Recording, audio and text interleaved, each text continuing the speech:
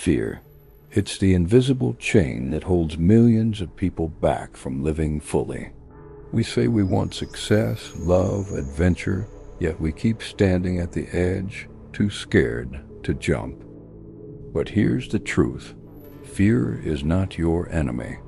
Fear is your invitation to grow, to rise, to become more than you are right now. Every one of us has a story about fear. Maybe yours is fear of failure, rejection, loss, or even fear of success. We've been taught to avoid fear, to silence it, to pretend we're brave. But what if courage isn't the absence of fear, but the mastery of it? Today we'll explore powerful truths about overcoming fear, not by running from it, but by learning to dance with it. Fear exists for a reason. It's your body's alarm system trying to protect you from danger. But in modern life, that same instinct misfires. You're not being chased by lions. You're just scared of being judged, failing, or not being enough. When you start seeing fear as a messenger, not a monster, everything changes. Fear says, pay attention. It doesn't say, run away. Many people try to suppress fear, but repression only gives it more power. Instead, listen to it. Ask what it's trying to teach you. Often, fear points directly toward what matters most.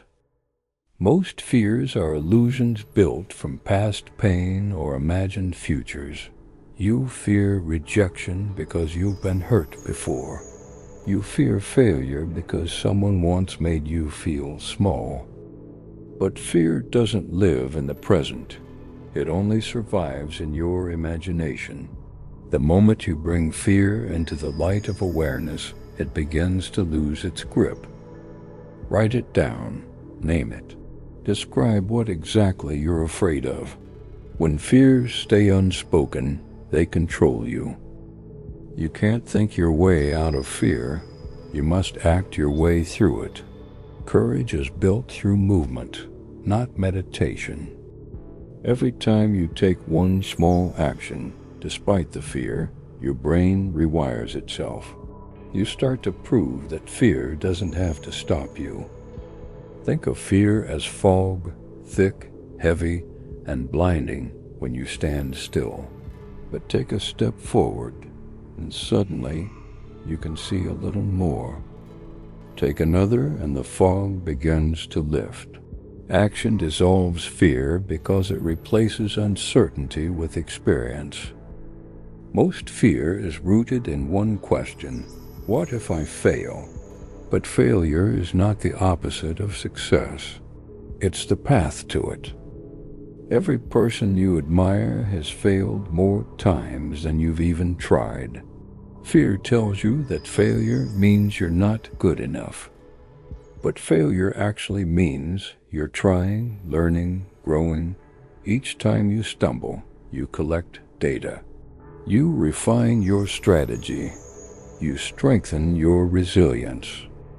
Instead of fearing failure, fear stagnation.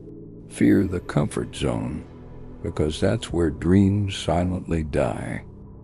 One of the biggest reasons fear controls us is because we're too harsh on ourselves. We expect perfection before we even begin. We punish ourselves for every mistake. But when you practice self-compassion, you remove fear's strongest weapon, shame. You start saying, it's okay to be scared. It's okay to mess up. It's okay to try again. Fear thrives on self-criticism, but it weakens in the presence of kindness. Talk to yourself like you would to a friend who's struggling, because courage grows in soil that's gentle, not cruel. Fear always attaches itself to results. What if it doesn't work? What if they don't like me? The key is to detach your worth from the outcome. When your self-value depends on success, every risk feels like life or death. But when you see yourself as whole regardless of what happens, fear loses its leverage. The most fearless people aren't those who win every battle.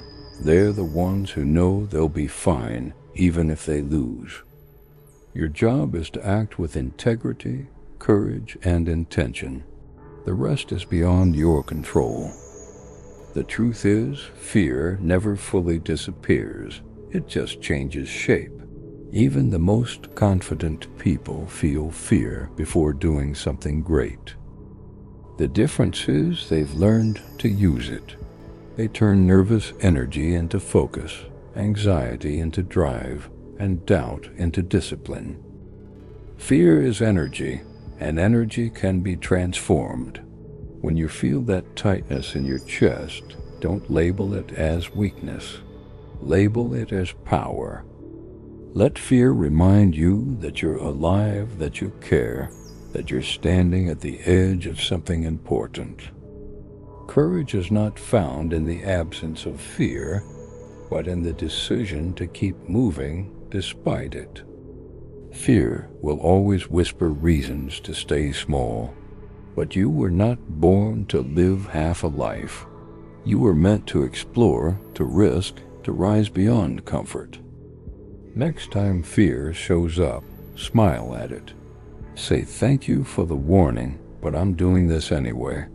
Because on the other side of fear is everything you've ever wanted. Growth, peace, love, freedom. And when you finally look back, you'll realize fear wasn't the barrier. It was the doorway